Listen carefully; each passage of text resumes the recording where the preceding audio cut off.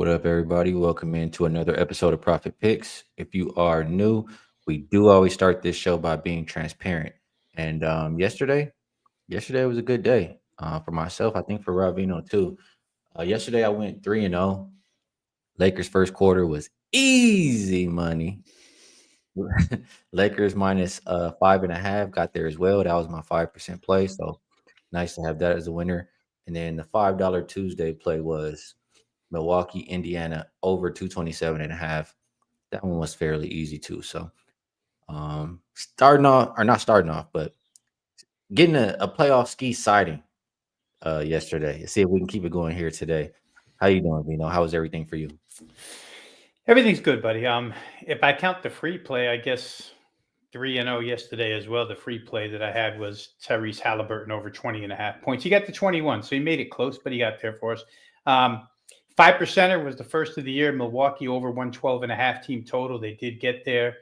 And then the $5 Tuesday play was, I think, what I left with the audience here for a best bet yesterday. OKC Memphis first half over 111.5. Memphis did get in that 50 range, which is what we're hoping for. Made it pretty easy. So it's been good. It continues to be good. We can go. I'll go through those numbers later, but yeah, it was a good day. Very, very good today. ZB says great winners with the Lakers yesterday. Got your 5% in Robs too. Appreciate you, ZB Miami, and glad we could cash them. Vino on that first half over. My guy, you know where I like to hang out at. His name is Maui. I think he was there. I think I might have introduced you to him the last time when I saw you. Okay. But Maui, he's a good guy. Hangs around there, and he came yesterday. Showed me the ticket. Said, "Look, Ski, right here, first half over." And then we're watching the game. He said it because it's your play. And then we're watching the game, and it wasn't looking good at one point. I said, "Damn, I'm gonna have to go cuss Ravino out, Mal.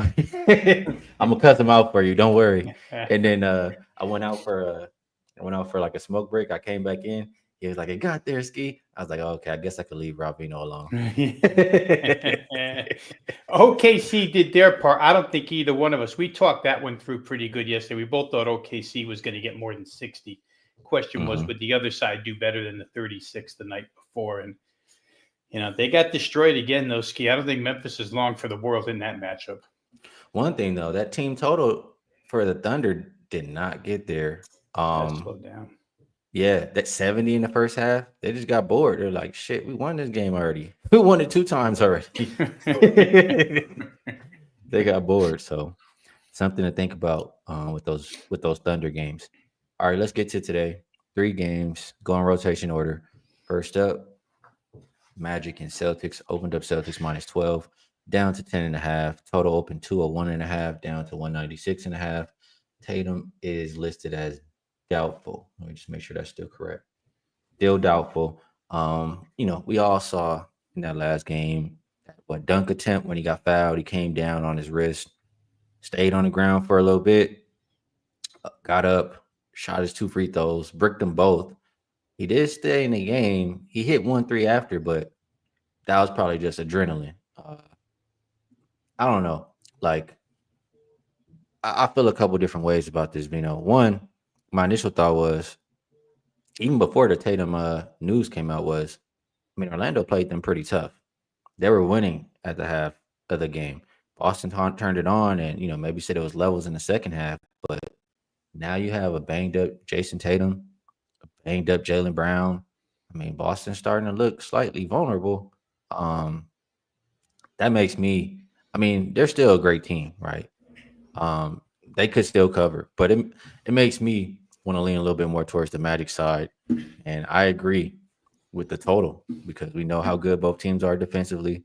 And if anything, that wrist on a shooting hand, that's hurting offense for the Celtics, even if he does play. Yeah. So under or Magic for me. How are you seeing it? I would like to be on the Magic here, Skee. I think big picture, it goes back to our preview when we talked about Celtics sweep. And I think at that point, at least my sort of anti-Boston sweep was they get bored, just much like what we're saying about Oklahoma City, at least one time in a series. But here now you've lost Tatum for a game. Not saying Orlando's going to win a game and not get swept, but it certainly helps those who, maybe played Boston in 5 or whatever, the future board. They may get there. Their defense is so good.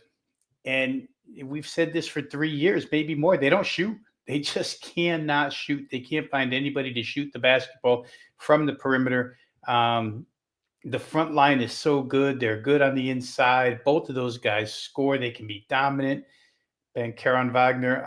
But to Boston's credit, and this is, being a little bit contrarian, always trying to find a way to play an over. My initial thought is Boston still finds ways to score, even if Tatum's not in the game. It is one of those games where Peyton Pritchard makes 6 threes, Sam Hauser makes 5 threes, something happens. So I'm scared to play under here. Obviously, that total movement, much like the Oklahoma City-Memphis game yesterday, it's not, or excuse me, it was the other game, the Milwaukee-Indiana game.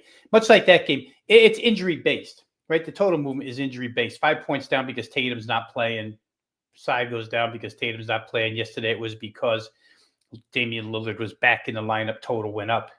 Side went down. I have no real firm opinion here on this game. Like I say, I would like to think that Orlando's good enough to stay within 10. One thing I know about Orlando, you're going to get effort. They're going to play 48 minutes, and they could sneak in under the number at the end. Very, very possible. But I've seen it way too many times with Boston, whether Jaylen Brown be out, whether Jason Tatum be out, whether 2 guys be out. It's those reserves that scare the heck out of you when that second team comes in and they just start knocking down threes. Game will be played at a slow pace, for sure, which speaks to the under. But how many games have we seen at 196.5 this year, Skee? It's not a lot of games being played at 196. Yeah, but I don't know. I'm in agreement with it. I'll say like this, Rob. The thought of, yes, all those guys who come in, they're going to shoot a lot of threes. Maybe not as good defensively as Tatum, a couple of those guys. But that's in previous years without Tatum, they were going over. This year without Tatum, Celtics are 7-3 to the under. Mm-hmm. And 2 of those games, they played versus Orlando. In those games versus Orlando, they scored 104 and they scored 76. They lost both of them. So it's a little bit different, when you're playing, let's say you're playing without Tatum and you're playing the Indiana Pacers or the Wizards, the team who's not playing no defense and just wants to run. Boston can go run and shoot threes with the best of them. But against a more defensive team, it's a little bit of a different story, in my opinion. You look at Boston, they just scored 103 last game in a blowout win, right? They shot 43% from 3. Are they going to shoot that well or better again? I mean, they only got to 103. I think we could expect a little bit of shooting regression, especially if you have Tatum with a messed up wrist. The Magic, what do we know about them? Last playoffs, the Cavs hit. I think the Cavs hit 106. I think once. Outside of that, they weren't giving up very many points. All last season in the playoffs. I think between all those things, the pace that these teams play at, Boston's playing at the slowest pace in the league the last 5 games. We know Orlando plays slow. It's either full game under, or if you're like me, if you lean in Magic and under, that equals Boston team total under. So that's how I see it. Couple comments, couple people. B-Man says 85% money on the over, but the line moves lower. He likes the under. All right, let's keep going down the list. Heat and Cavs. Not much movement here on the side, but the total did drop from 215.5 down to 212. Rozier, Kevin Love out. Nobody on the injury report for Cleveland. I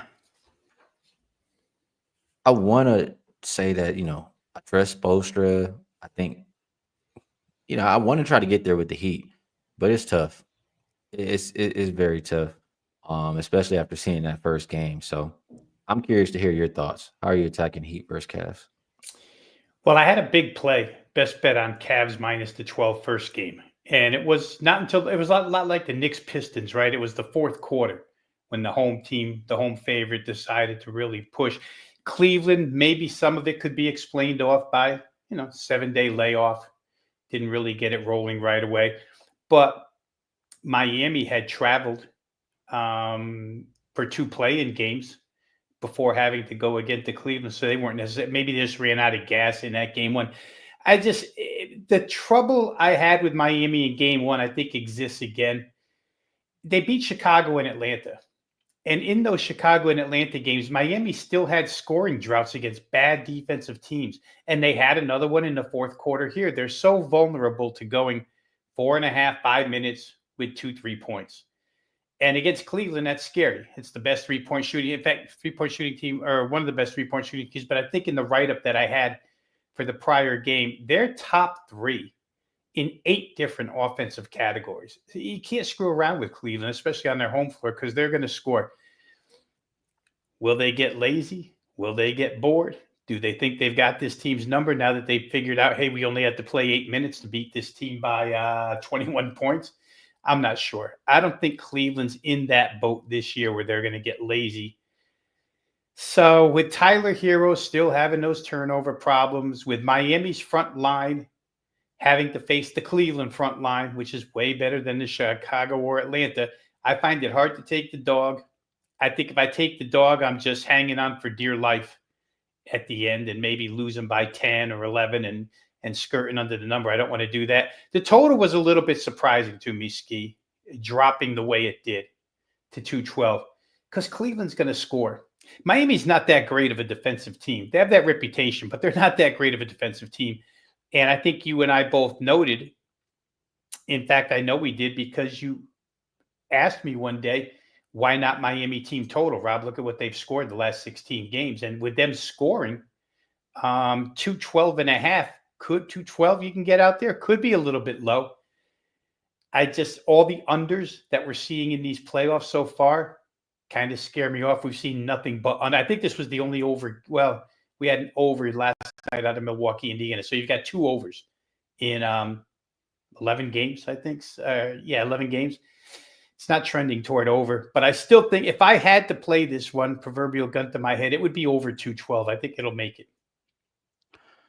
212, huh?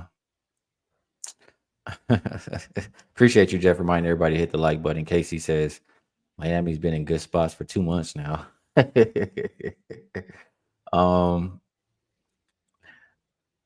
Here's my problem with the total. They made it to 221, right, in game 1. Both teams shot 42% from 3. Are we going to expect them both to shoot that well again? I mean, Miami shot 42% from 3, and they only scored 100 points. I mean, we're going to need 42% 3-point shooting again to get over the team total 98.5. That doesn't make me feel comfortable. So, I don't know. I think if Miami is going to win this game, they got to do something on the defensive end. I don't think it's them trying to outscore Cleveland. So, for a person like me who's leaning Miami, I don't think I like the over today. You don't want to get into a shootout with these Cavaliers, in my opinion, or else you're going to end up just like game 1, 100 to 121. So I think Miami has to play slow. They got to play defense. They got to be physical. Just like what was it? The Lakers and Wolves game yesterday. I see it being a lower scoring game like that. That's kind of how I feel, Yeah, I mean, in everything you just said, anti-total, I think I said anti-Miami. Is Miami going to shoot 42% again and lose by 21? I mean, they shot great and lost by 21. So for me to take 12 is hard. And Cleveland only really played 1 quarter in that game. Solid. It was the back half of the fourth quarter where they really separated, because I was scared for a long time in that game, laying 12. In that game, Skee, to your point, I'll just add this. 438 potential points available in that game 1.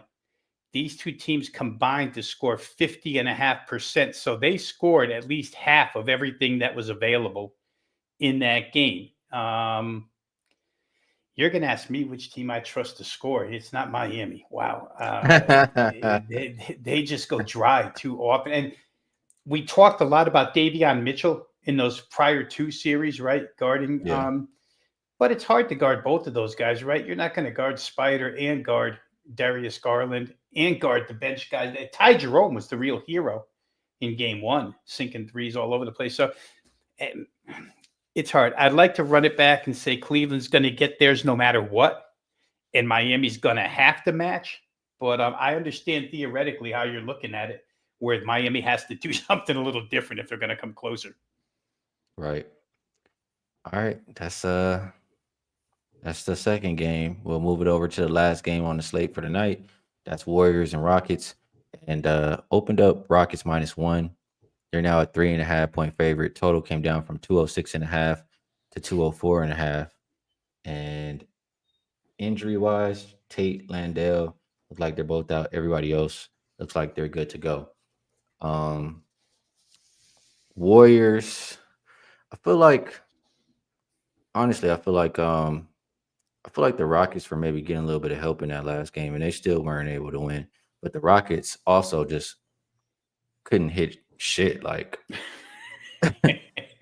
goddamn, Fred Van Fleet and Jalen Green with a blindfold on shooting out there in that game one. Um, I do think they're still at home. I think the guys will shoot better than 21% from three. Big advantage. I mean, that I don't think is going to change. Rebounding.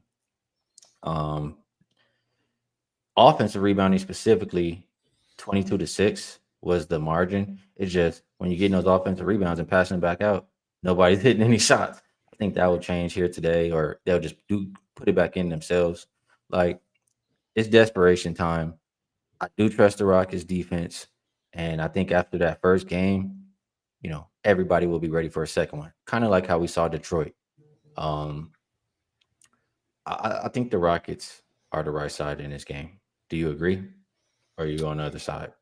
No, I do agree. And to your point about rebounds, when Houston made the, let's say, late third quarter, early fourth quarter run, they actually got it to like 76, 73, I think. They were way down, got close. But it was Steven Adams and Jabari Smith. You were talking about rebounds. They got every rebound available. And those two guys had 18 rebounds combined off the bench. And we talk about Golden State size being an issue a lot of times, and it's definitely an issue against this team. Van Vliet and Jalen Green, 2 of 17 from three. I think you pointed it out. Terrible. 7 of 34 from the field. Terrible. Not every single shot was contested. It just, it wasn't the 42 uncontested like the Lakers had the other night, but everything wasn't totally contested. And then when I look at the Golden State side, it was Jimmy and Steph and nobody else on offense. I mean, how many games on the road? I could see it at home, but how many times on the road are those two guys just going to have to carry the full load? I think Houston first half could be a really good look. You're definitely the cornered animal in this particular game. You're 0-1 at home. If you go down 0-2 back to Golden State, you could almost write the ticket for Golden State to the next round. So for Houston, you've got to come out immediately. And they had a 7-0 lead, I think, right out of the chute in the last game, but Golden State caught them and went right past them. I don't know that happens here. I saw the line. First half line is a little strong. It's -2, 2.5, which I think odds makers are anticipating. We see that a lot in the playoffs too, right? Full game 3.5, first half 2.5 for the team that really needs it. But I think Houston's good enough to get the first half here. So if I'm going to play, and that's the closest I am to making a play today, it's going to be Houston first half -2.5. It's shaded. It's shaded. They know that this is a desperation spot. So I can absolutely understand it. We know Rockets have been a good first half team, especially at home all season long. Good stuff. Casey thinks we're supposed to come on here. She thinks it's the Warriors podcast. She thinks we're just supposed to come on and love the Warriors every single day. Sorry, Casey. We talk about who we think is going to win the game, or we break down the game. That's it. We're not here to just talk about who's going to do well on the Warriors. All right, let's move it over to best bets, you guys. And before we do that, Veno, I always like to ask you if there's anything you would like to promote. And if you do have a best bet, feel free to share. If not, it's okay. I will say this: after yesterday, the NBA run has moved up to 42-15. Last 57 plays, it's been so good since the 17th of March, St. Patrick's Day. So, if guys, if any of you out there are interested in selection packages, of course, mine are always available at wagertalk.com. You can hop right over there and take advantage. These playoffs take forever, as we all know. I never do this, Skee. I mean, I can't remember the last time I exited this show without giving a best bet. But as I said to you prior to coming on, I didn't play a game, and I like to live, or at least come on this show with the standard that you set, which is if you haven't bet it, then let's not recommend it. So since I don't have anything in my pocket, I won't try to force it into any of the listeners. I will say this: there's a good possibility that by the end of the day, I'll be on Rockets minus 2.5 first half, because I just think that's the one that kind of sticks out to me as a play where that can get the money. So not there yet, so I won't leave it as a best bet, but that's the closest I am. Lines, it's okay that you don't have a best bet today. The lines for the games that I've taken, I don't think you can get the same lines that I took anymore. So it makes it a little bit tough for my best bet. But I'll go with this one. I'll say Rockets. I'll just take them. I mean, I have them just to win. So I'm gonna use the money line for the show. And for Miss KC, the Warriors are satisfied. They're satisfied. They did what they're supposed to do. They flipped home court. They go back home with home court advantage. The Rockets are the desperate team. That's the handicap. That's both sides. Rockets on the money line is the best bet for the show. Veno, appreciate you taking the time to come cap these games with us. Chat, we appreciate you all as well. Great people, great cappers. Hit the like button for us. If you enjoyed the show, subscribe so you know whenever the show is live. And if you would like to hear a little bit more about NBA, I'll be on at 1 p.m. Pacific Standard Time with the OG crew. And I will be back again tomorrow with Mr. Rob Veno. So till then, peace.